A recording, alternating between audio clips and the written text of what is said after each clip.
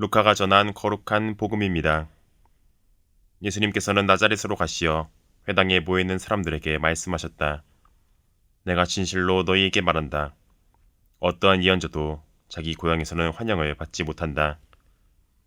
내가 참으로 너희에게 말한다.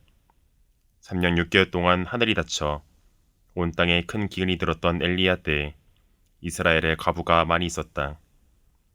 그러나 엘리야는 그들 가운데 아무에게도 파견되지 않고 시돈 지방 사렙타의 과부에게만 파견되었다. 또 엘리사 예언자 시대에 이스라엘에는 나병 환자가 많이 있었다. 그러나 그들 가운데 아무도 깨끗해지지 않고 시리아 사람 나아만만 깨끗해졌다. 회당에 있던 모든 사람들은 이 말씀을 듣고 화가 잔뜩 났다. 그래서 그들은 들고 일어나 예수님을 고을 밖으로 내몰았다. 그 고을은 산 위에 지어져 있었는데 그들은 예수님을 그 벼랑까지 끌고 가 거기에서 떨어뜨리려고 하였다. 그러나 예수님께서는 그들 한가운데를 가로질러 떠나가셨다. 나자렛은 정말 작은 마을입니다. 이웃 간에 서로 모르는 일이 없었습니다. 예수님의 친척들과 이웃들은 예수님이 어떻게 자라왔는지 다 알고 있었습니다. 공생활 이전 예수님께서는 지극히 평범한 삶을 살아오셨습니다.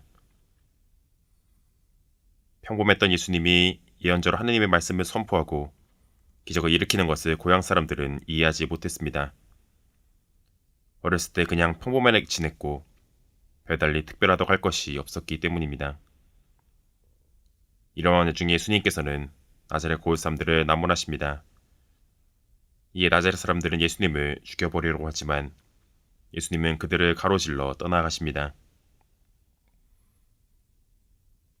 우리가 이성적이라고는 하지만 있는 그대로를 온전히 바라보지 못하고 무언가 깍지가 끼인 상태로 보게 됩니다. 각자마다 자라온 환경, 지금 처해 있는 상황이 다 다르기에 그렇습니다. 똑같은 일이 발생해도 다르게 해석하는 언론만 보아도 알 수 있습니다.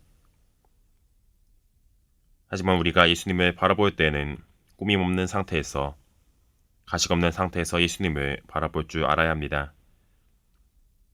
외독서에서 나아만이 엘리사의 말을 온전히 믿고 따랐을 때 나병이 낫게 되는 기적을 경험하게 된 이야기도 같은 맥락입니다.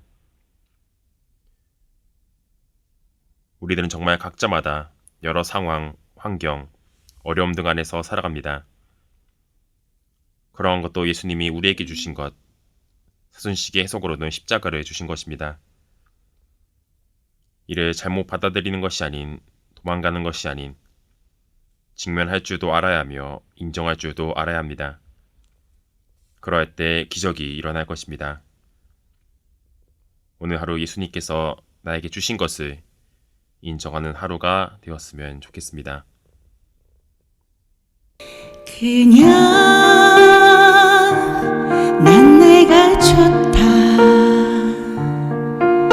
그냥 난 너라서 좋다.